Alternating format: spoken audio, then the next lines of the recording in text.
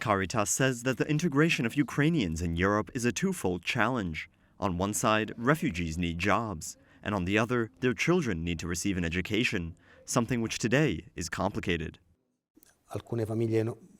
There are situations in which some families want to return as soon as possible to Ukraine, rightly so, and so they don't want to send their children to school.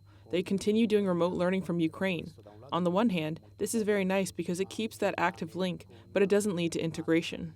Now, Caritas is warning of the huge challenge ahead of them of supporting families through the trauma of being separated from their loved ones. Such as was the case with Natalia, who escaped from Ukraine in March while waiting for her children to follow her. До того моменту, поки приїхали сюди діти, не хотілося ні їсти, ні пити. Ми тільки плакали всі і ждали їх. Or with Katarina or Yulia, whose husbands fought in the Battle of Mariupol.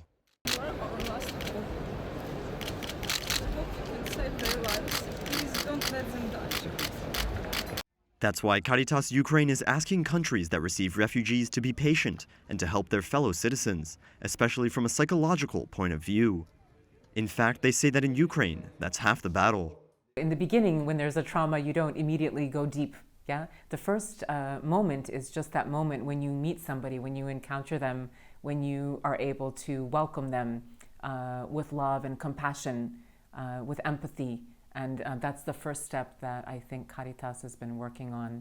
The second step is just as important, helping refugees deal with trauma as it manifests itself. That's why the leadership of Caritas and Caritas-Spes Ukraine urge countries not to leave refugees behind and to invest in this type of work.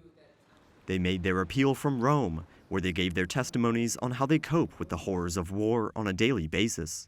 The organization praised the work of the Vatican's ambassador, who was one of the few diplomats who did not leave the country during the early stages of the war, and they also met with the Pope. I told to him about children that I met in Ukraine. I told to him about heroism of that people, about eyes that saw war in Ukraine. You know, about experience of that people.